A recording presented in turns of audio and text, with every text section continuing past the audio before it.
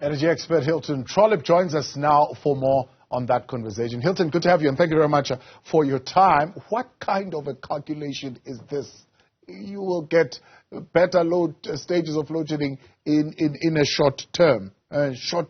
What does that even mean? I mean, 5 years compared to 10 years is short term. 2 years compared to 5 years is short term. Where were they getting these calculations from? Good evening, Thabo. Yes, it's temporary. What does temporary mean? I'm also a bit amused that they've shifted ministers to Minister Ntshavheni away from Minister Ramokgopa, and I think this might be because if a minister says something and then too soon after they've said it, where the public still remembers the last thing they said, they have to say something opposite. It doesn't look so good, so then they get another minister. Last week it was the president that we had telling us that we should be glad that we at least Eskom have taken. I'm just looking off screen here. I've got another screen with data on it. He was telling us that the planned maintenance was causing load shedding, and we should be grateful for that because it meant the more planned maintenance, that's when they take machines in a planned way to service them so they don't break down. The more planned maintenance, the less unplanned maintenance. But temporary isn't a fact. It sounds to me like just a word that's meaningless that doesn't you can't be held accountable for. So that's my answer to that. But so does it mean then they are stuck at this particular point with absolutely no real knowledge as to when things are going to get better, or what the extent of this deep maintenance actually is? So they're always doing deep maintenance, and they have to. There's a planned maintenance schedule, which they schedule way in advance, and they're busy with. So that's not new. I think what I've heard now, a pattern coming from Minister Ramokgopa and Minister Natasha and now Minister Ntshavheni, she's new to me, excuse my pronunciation, is that they put these, what would you call them? Numbers and statements, and they look like facts. They look like relevant facts or evidence, and they mention them, and then at the end of all of this, they say, load shedding we've had never happen again, will be over in 6 months, only needs this, etc. But the evidence doesn't relate to what we really want to know, and that is what is going on. What's the action on the ground? Who is doing what, and why are they doing it, and what will the result of that be? We don't hear that. We have very general statements. But I just want to bring us down to ground with some facts. I've got a screen here. It's called the Eskom Data Portal. It's an excellent piece of information. It tells you about the latest information here is the 13th. That's today. And on here it's a graph. It's showing which of the Eskom power stations are on unplanned maintenance and which ones are on planned maintenance. Unplanned maintenance, I'll speak slowly because I think it's very important this. Unplanned maintenance means the power station, a unit at the power station, has broken down without being planned for. Yeah. It wasn't meant to. It tripped, basically. And these things are they're meant to run 24/7, 365, in between their planned maintenance periods, which are years apart. So they're meant to run and run and run like reliable machines. So when one of these things breaks down, when it's unplanned maintenance, that's a serious issue in any power station in the world. Now, in this graph that I'm looking at now, today, the latest one, it says that unplanned maintenance at the moment is 35% of the power stations. that's 35% are broken down unplanned. That number, if I look, it goes back as far, this graph, to April 2022. There's only been once when there have been more unplanned maintenance days, and that was in May of this year. You'll remember we had a lot of load shedding then. So what the Electricity Minister fails to mention, what the President fails to mention last week, what the Minister in the Presidency fails to mention, is that the key problem with our electricity system, namely unplanned maintenance, is second highest to what it's been since last April, and probably almost as high as it's ever been for this system in its history. And this isn't unusual. Last month it was 33%, the month before 35%, the same as this month, the month before 33%, the month before 38%. Yeah. So I can carry on like this. So we are hovering around 35% on average on unplanned maintenance, at least from what you're looking at since April 2022. Absolutely. And if you go back, it's just last year in September it was 33, in October it was 30, in December, remember it was really bad, 34. The other thing is there's another thing called the energy availability factor, which has got a yearly, it's got trends. It gets, typically gets worse in winter and then it gets better in summer for a number of reasons.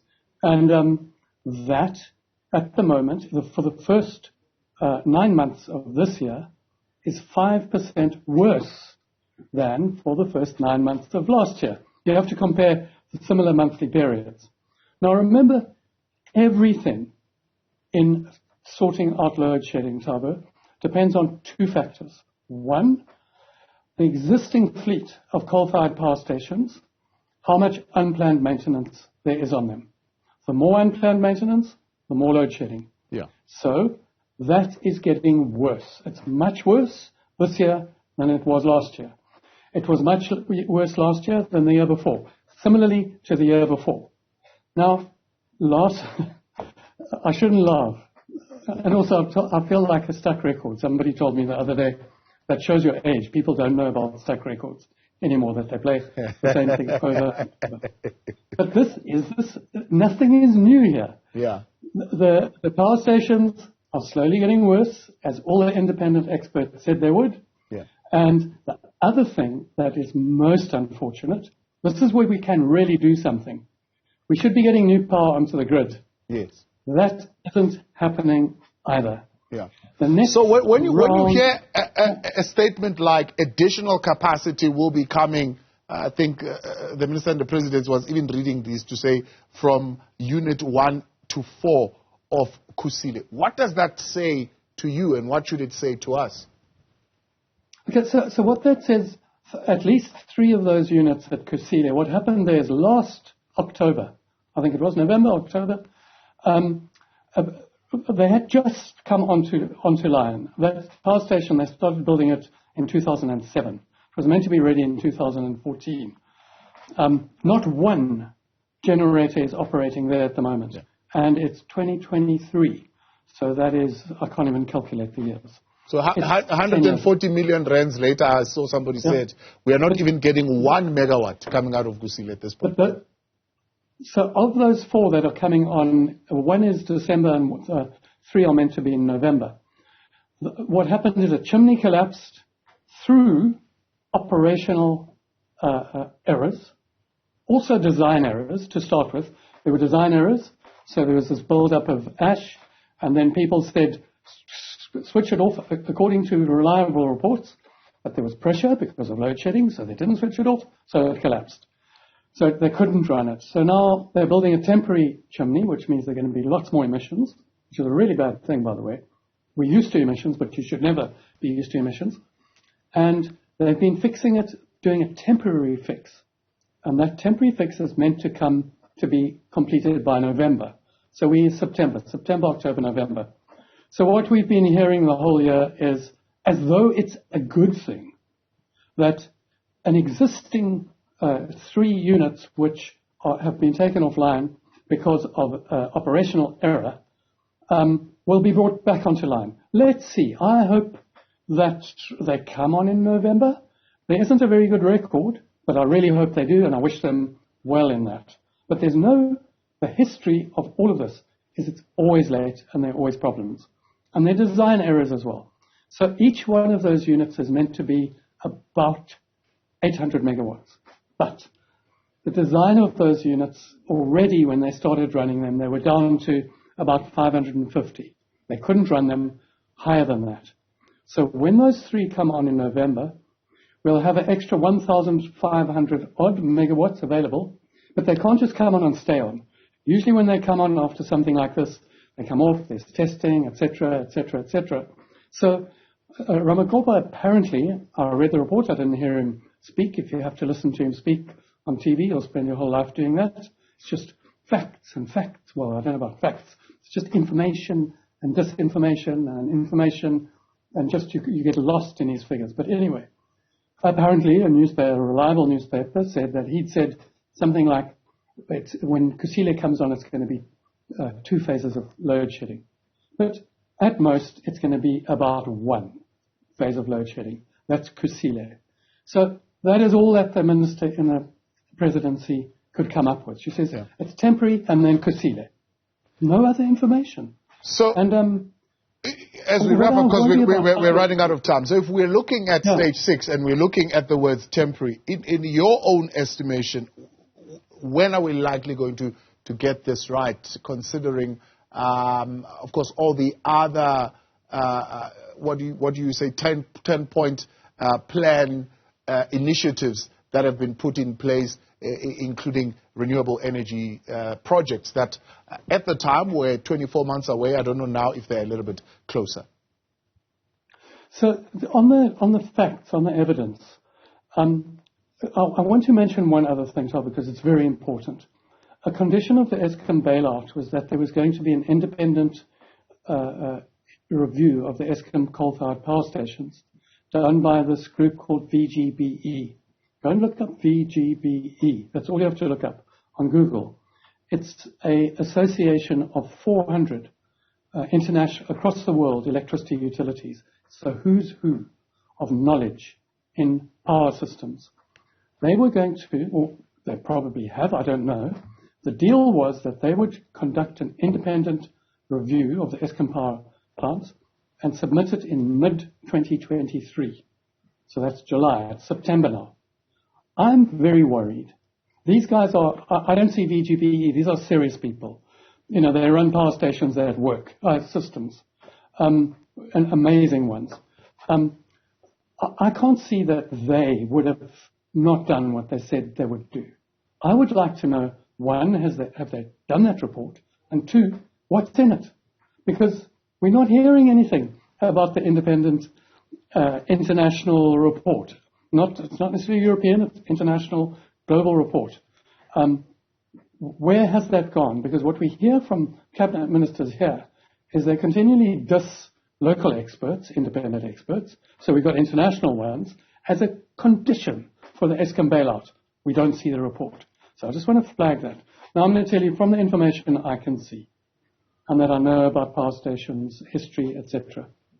It is most unlikely that the energy availability factor of the Eskom coal fleet, for a number of reasons, can be much improved. Maybe they can get it to 60, maybe even, I don't think 65. But it's going in the opposite direction, and it's been going that way for 5 years.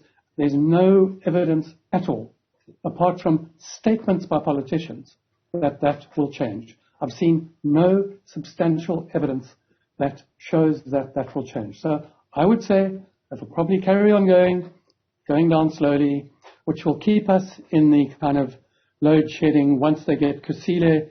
If Kusile 3, the 4 things get fixed up, and if the 1 extra Medupi comes online, we probably go from an average now of 3 to 6 over time. And remember, it always varies. Yeah. It's never constant. Yeah. So between 3 and 6, maybe we'll go to between 2 and 5 or 4.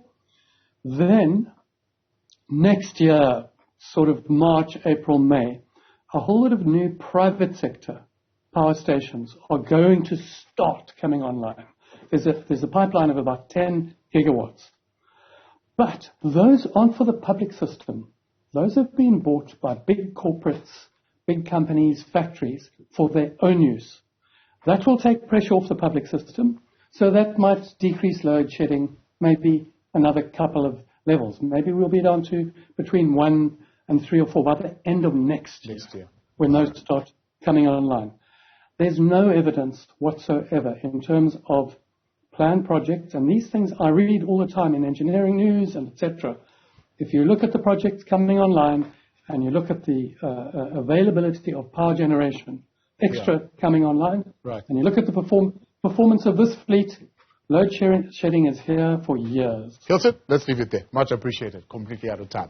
Energy expert there, Hilton Trollip. Let's take a break. We'll continue in a moment.